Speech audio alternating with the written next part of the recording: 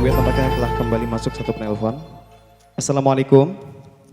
Waalaikumsalam warahmatullahi wabarakatuh. Salawatnya Ibu. Allahumma sholli ala sayyidina Muhammad wa ala Allahumma ali sholli sayyidina. alaihi. Allahumma sholli alaihi. Dengan Ibu siapa dari mana? Dengan hamba Allah dari Riau. Baik Bu, bisa silakan bertanya langsung kepada Buya. Buya, saya mau sedikit bertanya. Saya menjadi istri kedua dan ketika menikah dulu suami tidak mau jujur kepada istri pertama. Tapi setelah menjalani beberapa bulan, saya mencoba untuk jujur kepada istri pertama. Namun istri pertama tidak mau menerima dan marah-marah lalu menyuruh suami mentalak saya. Tapi sampai saat ini suami tidak mau mentalak dan untuk saat ini pun suami dilarang ketemu sama saya. Tapi suami itu tetap bertemu dengan saya dengan bersembunyi-sembunyi dari yang pertama. Padahal niat saya untuk jujur dengan yang pertama agar dia tidak selalu dibohongin. Dan saya bisa merasakan perubahan dari suami ketika sebelum menikah lagi dan setelah menikah. Niat dia untuk berpoligami ingin merubah diri dia agar tidak berbuat yang tidak diinginkan sebelum-sebelumnya. Jadi ketika dia mengasih arahan kepada istri pertamanya agar ia tidak melakukan hal-hal itu lagi, namun istri pertama tetap tidak mau menerima dan dia berkata lebih baik si suami mencari hiburan yang sesaat daripada mempunyai dia di madu. Itu gimana Ustadz? Apakah saya harus mempertahankan rumah tangga saya ataukah saya menyudahinya? Mohon nasihatnya Ustadz. Baik, Anda sebagai istri yang kedua, selagi Anda menikah dengan laki-laki tersebut karena Allah dan Anda sudah tahu bahwasanya beliau adalah statusnya bersuami, maka Anda harus sudah tahu gambaran pahit manisnya yang akan Anda temui. Resiko-resiko itu sudah harus Anda persiapkan. Kalau Anda sudah memahami resiko-resiko yang akan Anda temui, maka resiko itu bukan sebuah resiko lagi. Contohnya, dari awal mungkin suami Anda sudah membatasi pertemuan. Mungkin berjanji kepada Anda tidak bisa bertemu setiap saat. Apakah sebulan sekali atau seminggu sekali? Kalau Anda memang pada dasarnya menerima itu semuanya, ya terima sesuai dengan perjanjian Anda. Maka kalau Anda dari awal sudah Anda pangkas tuntutan Anda, meminta lebih, maka Anda akan menemukan kebahagiaan. Bisa dengan kebahagiaan, biarpun hanya ditemui seminggu sekali, kan memang kemampuan suami Anda seperti itu. Dan Anda bukan perempuan rendah, bukan. Anda lebih cerdas daripada yang lain, daripada yang naudzubillah melakukan keharaman. Anda akan, tapi ketahuilah bahwa Anda bantu dong suami Anda. Jangan malah merayuk. Ada sebagian wanita itu menjadikan seorang laki-laki itu berani melangkah karena calon istri kedua ini telah menjanjikan kesiapan-kesiapan yang banyak dengan bermacam-macam resiko. Setelah sang suami tiba-tiba melangkah, tiba-tiba berubah. Ini akan jadi malapetaka. Kemudian juga, tidak harus misalnya Anda melakukan yang demikian itu berterus terang dengan istri yang kedua, yang pertama, karena mungkin sang suami tersebut ingin mencari yang halal, mencari wanita yang bisa menerimanya, biarpun tanpa harus diketahui oleh istri yang pertama. Mungkin laki-laki tersebut sangat menghargai istri yang pertama, sehingga jangan sampai hal yang demikian itu mengganggu hatinya. Semestinya Anda juga komitmen dengan ini. Yang penting kebutuhan Anda terpenuhi dan Anda mungkin sangat jauh lebih karena Anda sebagai wanita normal daripada Anda tidak mempunyai suami. Ini nasihat untuk istri yang kedua. Jadi sesuai apa yang pernah Anda sepakati, itu yang harus Anda pertahankan.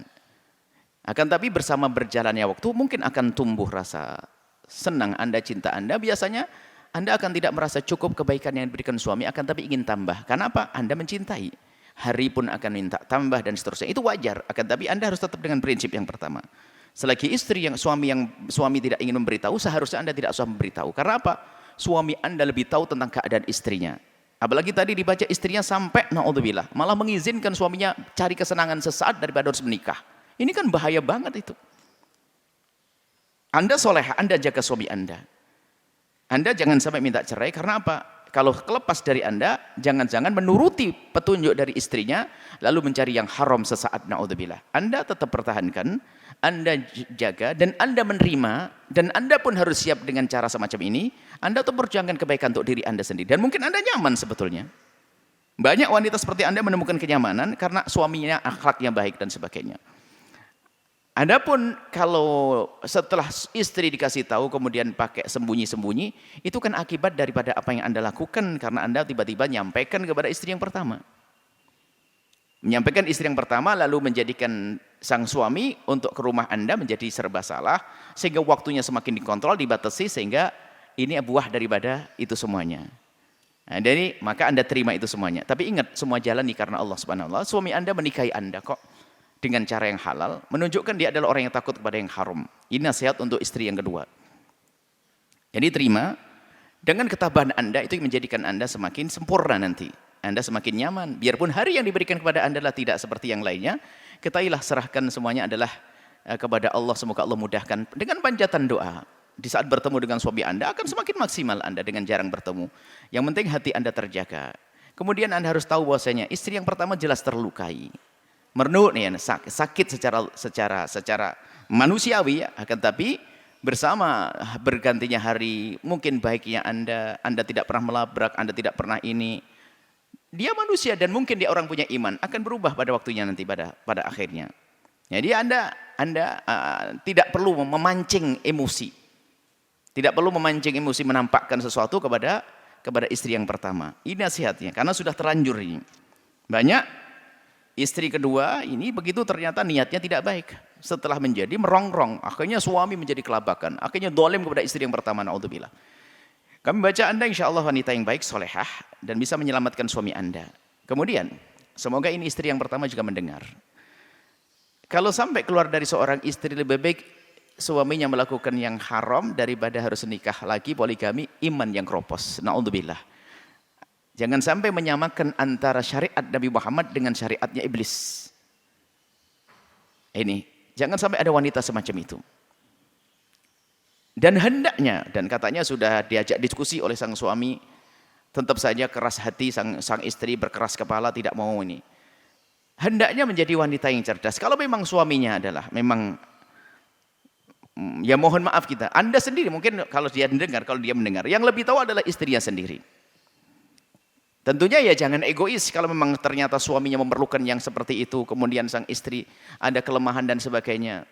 Sampai berani mengatakan lebih baik mencari kesenangan, itu kan menunjukkan bahasanya mungkin sang suami sangat membutuhkan pada yang itu. Dan mungkin suami tersebut sangat soleh, sangat baik, sehingga tidak mau melakukan yang haram, sehingga harus melakukan dengan cara semacam itu. Maka sebagai istri yang pertama, hendaknya ya mengerti kebutuhan suami. Pertama, penuhi dengan diri Anda sendiri. Kalau ternyata diri Anda sendiri merasa tidak mampu, jangan sampai mengatakan lebih baik cari yang haram. Na'udzubillah. Itu adalah khawatir iman Anda dicabut. Tinggal sekarang bagaimana sebagai istri pertama. Tarik kembali suamimu bukan berarti suruh mencerai. Karena menikah dengan istri yang kedua adalah dengan cara yang halal. Tidak diperkenankan siapapun menyuruh mencerai dalam keadaan yang halal. Itu janji dengan atas nama Allah. Maka bagi Anda adalah, wahai istri yang pertama, kalau namamu Azizah, jadilah Azizah yang baru. Kalau namamu Aisyah, jadilah Aisyah yang baru. Artinya apa? Membuat perubahan yang dahsyat. Layani suamimu dengan penuh kasih sayang. Tampakkan kedekatanmu dengan Allah Subhanahu wa taala agar suamimu semakin menyayangimu dan mencintaimu. Setelah itu apa? Yang ada hanya keindahan. Urusan suamimu telah menduakan nikah, itu adalah urusan itu beban bagi sang suami. Dia harus memberikan nafkah, dia harus ini beban satu sisi. Memang satu sisi adalah urusan syahwatnya. Tapi satu sisi adalah dia beban juga karena apa? Harus beri nafkah, ada tanggung jawab bagaimana kalau punya anak dan sebagainya. Kalau dia orang beriman, kecuali nggak punya iman, asal punya anak sana, lompat sini, lompat sana, main toh itu semua, naudzubillah. Semoga istri pertama tadi, semoga suami Anda adalah suami yang benar-benar soleh. Kalau Anda perlu membuat pembenahan karena Anda sampai mengatakan boleh melakukan yang haram, naudzubillah, itu adalah bahaya sekali. Kembalikan suamimu kepadamu tanpa harus kau lepas daripada istri yang kedua. Diskusi yang baik. Kemudian nasihat buat suami. Ini semuanya. Karena kalau begini ini harus nasihati semuanya. Nggak boleh ada kezaliman dari salah satu pihak.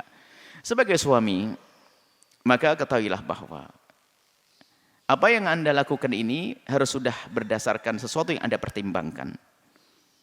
Bukan hanya sekedar hura-hura, ngikuti tren kayaknya orang namanya poligami dan sebagainya. Tingkatkan kedekatanmu kepada Allah bahwasanya Anda melakukan itu karena Allah. Supaya Anda terjaga. Menjauhi daripada keharaman. Mungkin godaan bagi Anda teramat besar. Mungkin Anda orangnya, mungkin orang mampu, orang apa, tidak tahu, mungkin godaan teramat besar. Maka jadikanlah pernikahanmu itu adalah untuk menjauhkan daripada keharaman dan kemaksiatan. Ini yang pertama. Jadi tujuannya adalah untuk itu. Untuk menjauhi kemaksiatan. Kemudian juga untuk mendapatkan yang halal.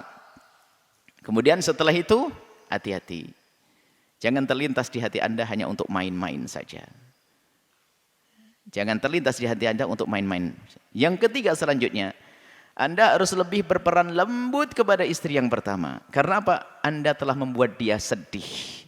Kompensasinya adalah Anda sabar. Kalau dulu dia marah, Anda boleh membalas dengan marah. Mungkin. Biarpun itu tidak diperkenankan juga. Marah kok dijadikan kebiasaan. Akan tapi sekarang harus meningkatkan ketabahan dan kesabaran. Karena kekurangan di diri istri Anda. Anda sabar karena Anda sudah punya hiburan yang halal. Jangan malah kebalikannya. Wah, dibandingin. Yang pertama jadi dijelekin banget. Wah, dimusuhi, dihinakan. Wah, tidak bisa begitu.